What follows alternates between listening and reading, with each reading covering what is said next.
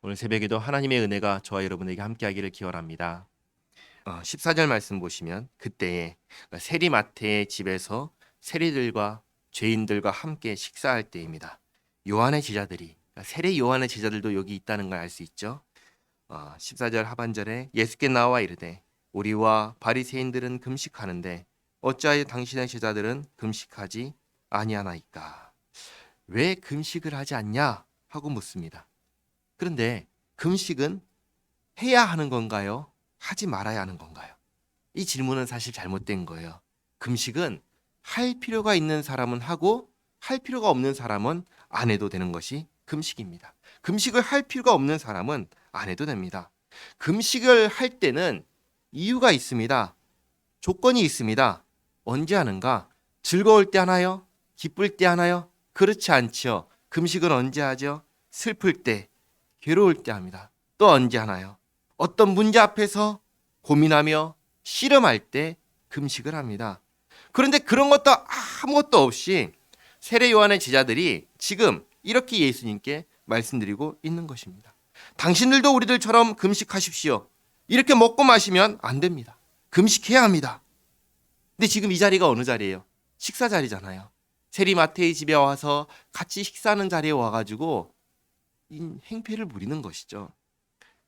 그리고 예수님께서 왜 이들을 따라 금식해야죠? 금식해야 될 이유가 없잖아요.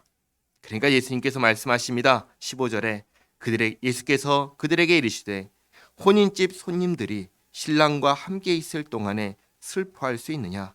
그러나 신랑을 빼앗길 날이 이르리니 그때에는 금식할 것이니라. 여긴 두 가지 의미가 있습니다. 금식은 언제 하냐? 금식은 슬플 때 하는 것이다. 그리고 금식은 언제 하냐? 금식은 신랑을 빼앗길 때 하는 것이다. 신랑이 누구죠?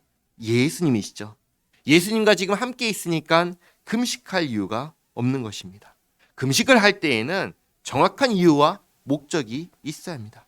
누가 금식하니까 따라해야 하고 그런 게 아닌 것입니다.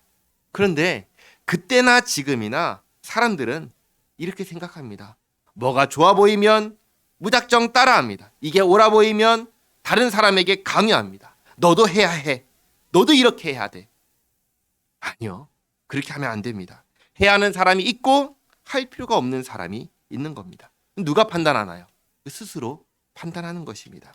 우리는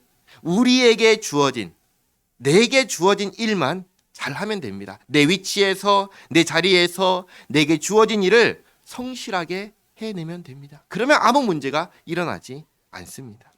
16절 말씀에 생배 조각을 낡은 옷에 붙이는 자가 없나니 이는 기운 것이 그 옷을 당기어 헤어짐이 더하게 되며 새 포도주를 낡은 가죽 부대에 넣지 아니하나니 그렇게 하면 부대가 터져 포도주도 쏟아지고 부대도 버리게 됨이라.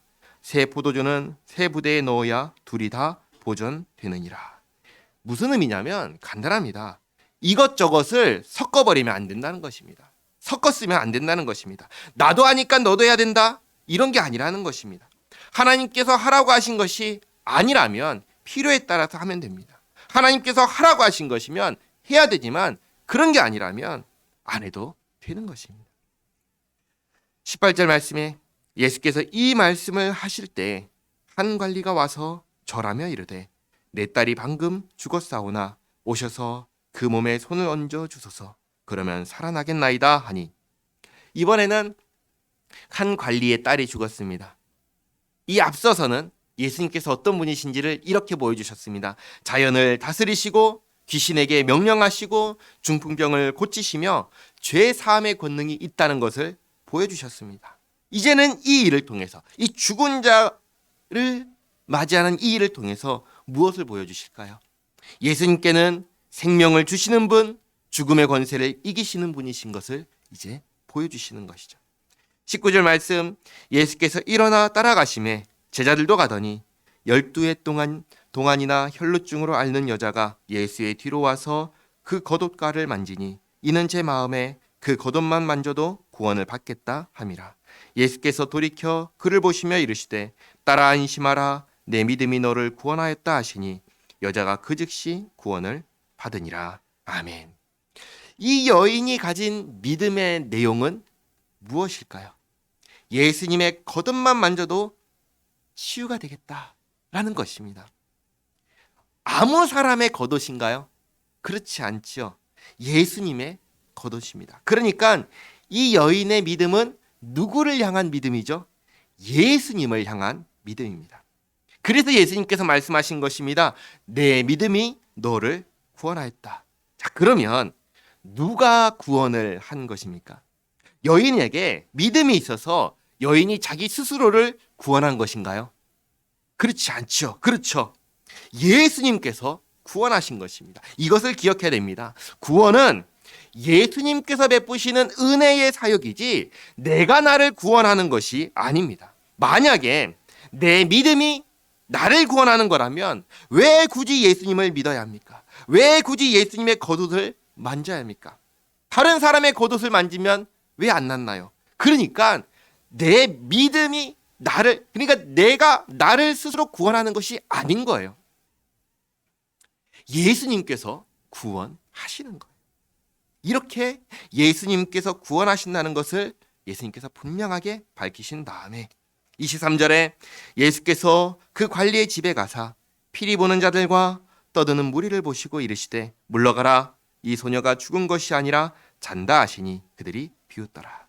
이들이 비웃은 이유는 분명하죠. 알기 때문이죠. 무엇을 알죠? 죽었다는 것을 알죠. 죽었다는 것을 아는데 예수님께서 잔다 하시니 비웃는 것이죠. 자, 그런데 25절에 무리를 내보낸 후에 예수께서 들어가사 소녀의 손을 잡으심에 일어나는지라 그 소문이 그 온 땅에 퍼지더라. 아멘. 무슨 일이 일어났습니까? 예수님께서 살리셨습니다. 죽은 아이를 일으키셨습니다. 죽은 아이에게 생명을 주셨습니다. 누가 하셨습니까? 예수님께서 하셨습니다. 예수님은 누구십니까? 예수님은 부활이요 생명이십니다. 예수님은 주 예수 그리스도이십니다. 예수님은 구원자이십니다. 예수님께서 살리셨습니다. 예수님께서 구원하셨습니다. 믿음은 무엇인가요? 믿음은 예수님에 대한 믿음입니다. 예수님을 향한 믿음입니다. 예수님께서 나를 구원하셨다는 것에 대한 믿음입니다. 이것을 잊지 마시기 바랍니다. 기도하겠습니다. 하나님, 우리의 믿음이 우리를 구원하는 것이 아니라 그래서 아무나 믿어도 구원받을 수 있다 그런 것이 아니라 예수님께서 우리를 구원하심을 확실히 알게 하심에 감사합니다. 내가 믿어서 구원받은 것이 아니라 내가 나를 구원한 것이 아니라 예수님께서 우리를 구원하셨기에 그래서 우리가 구원받았기에 예수님께서 우리를 구원하셨음을 믿습니다. 구원하여 주심에 감사드립니다. 이 은혜를 기억하게 하옵소서. 이 은혜를 기억하며 이 은혜에 감사하며 주님과 함께 살아가는 오늘의 삶이 되게 하옵소서. 예수님의 이름으로 기도하옵나이다. 아멘.